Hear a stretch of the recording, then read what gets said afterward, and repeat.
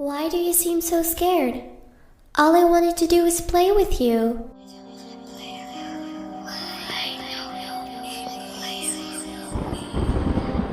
Welcome to Terror Tracks, hosted by best-selling horror author Jack Pierce. We publish new episodes every Monday at 2 a.m. EST. Go to terrortracks.com/shop if you would like to support the show, and follow us on social media at terrortracks.com/follow. Enjoy the show.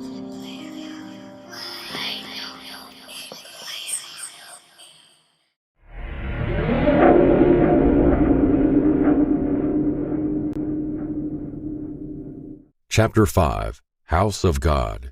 I stood up, felt my head, and continued down the road toward Owen's realty office.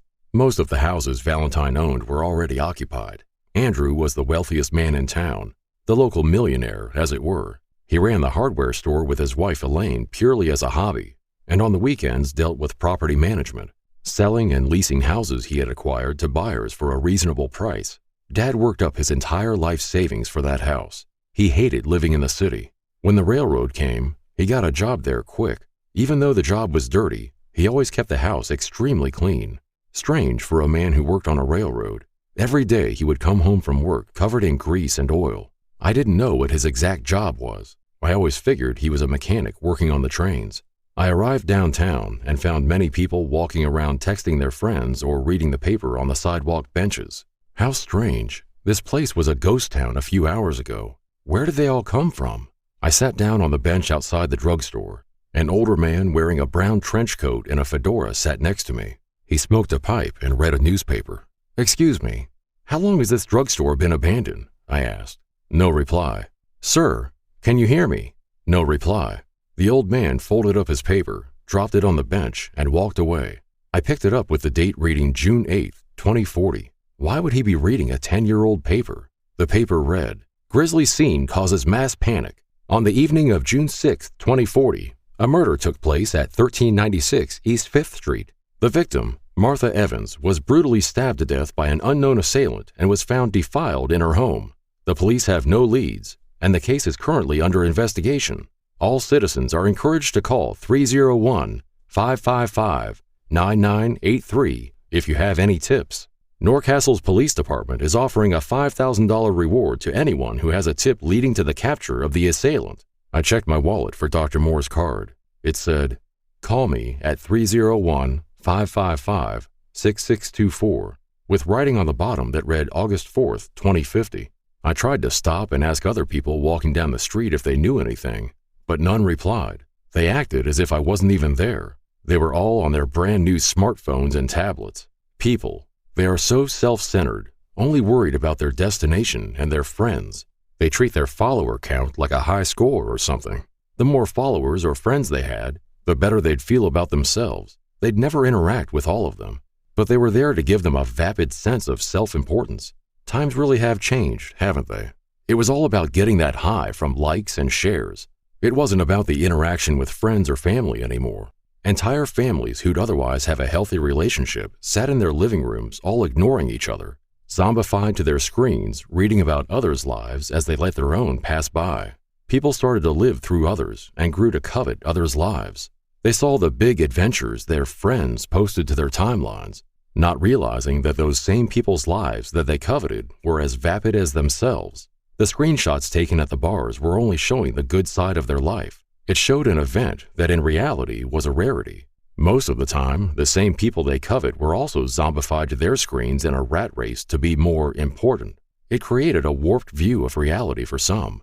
People were more worried about filling the tank on simple pleasantries given by strangers. The real world didn't matter to them as long as they got that dopamine hit. We had access to speak to anyone on the planet, but were more alone than ever. Another man identical to the first passed by.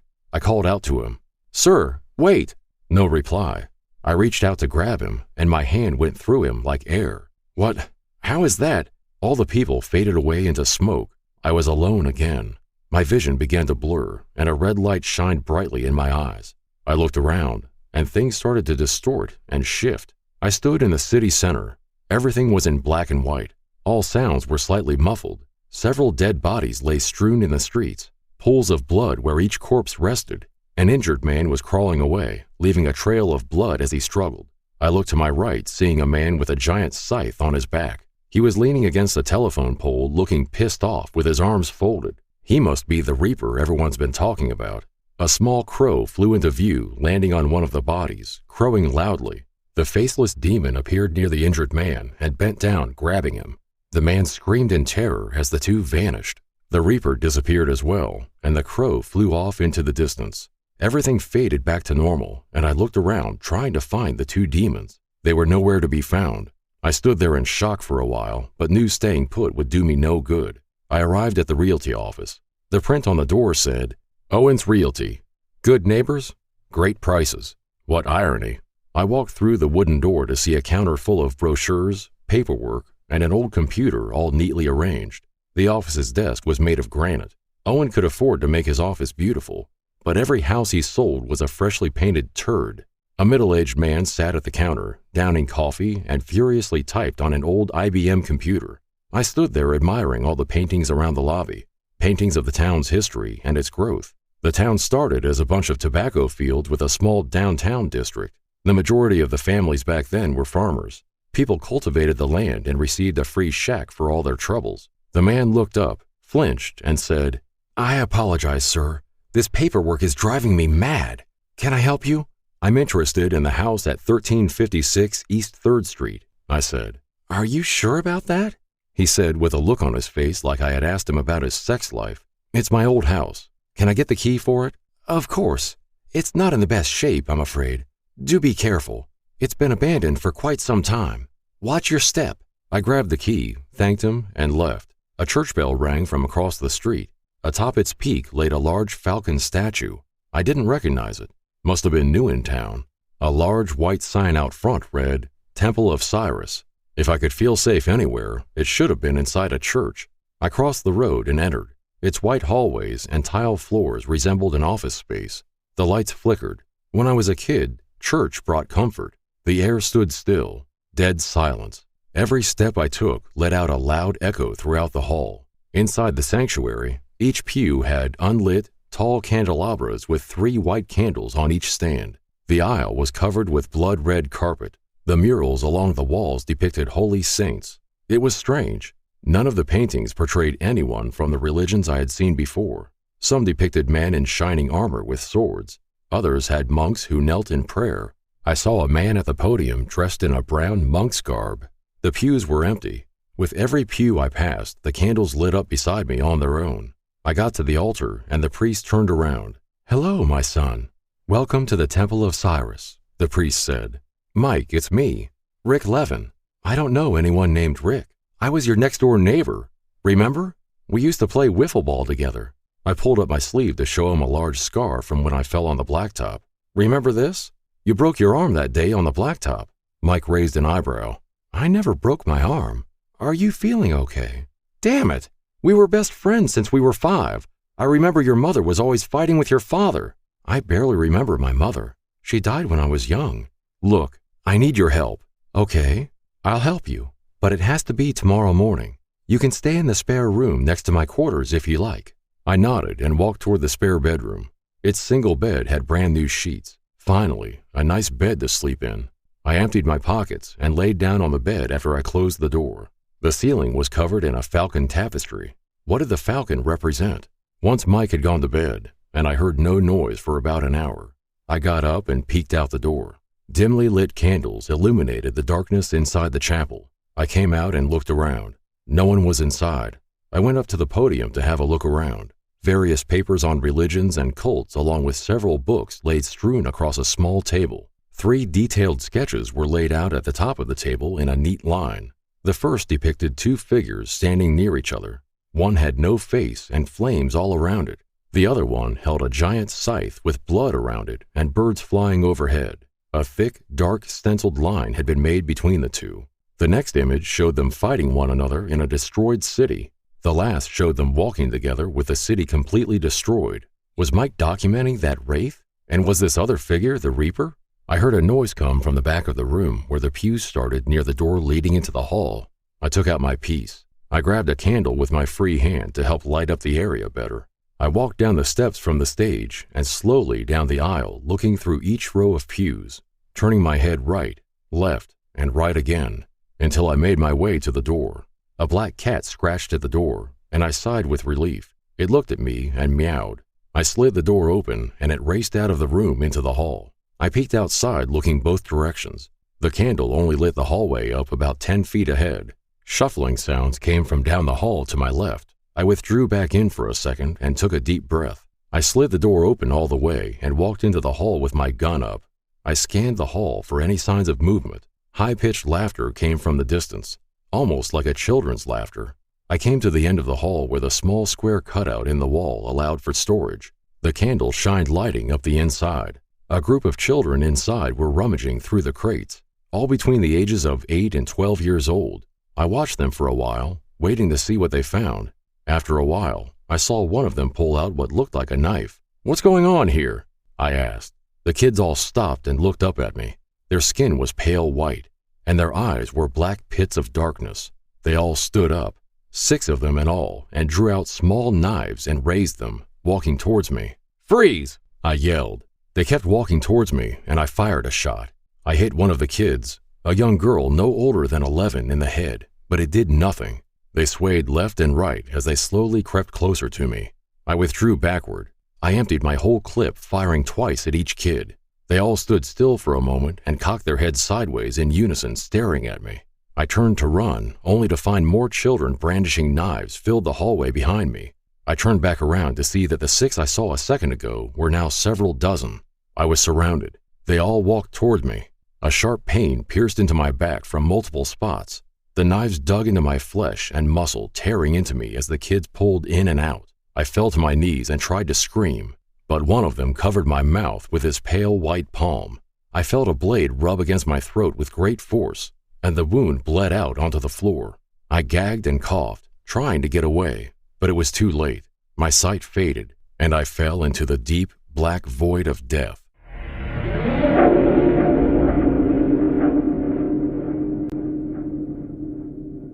Welcome back, everyone, to a little bit more positive review, I think. We need to get right into the tale of the Prom Queen. This is Season 1, Episode 6 of Are You Afraid of the Dark? This episode is extremely simple, but not in a bad way like the Hungry Hounds and the Twisted Claw was.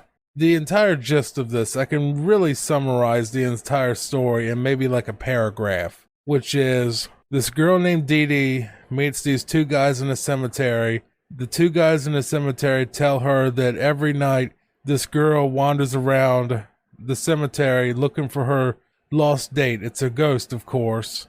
The girl was hit by a car on prom night. The boyfriend killed himself after he heard his girlfriend was killed by that car. And they more or less resurrect the boyfriend by a seance, and he comes and picks up his girlfriend, and they go off into the afterlife happily ever after. It was really simple. It was really sweet. I actually liked this episode a lot. The thing is, there's really no scares here, though, and this really felt like just a nice, simple story that was just sort of like an urban legend. There really is no reason to go into an in-depth analysis with the plot of this one, because there really is no big in-depth thing. A ghost story has a happy ending. That's the gist of this episode.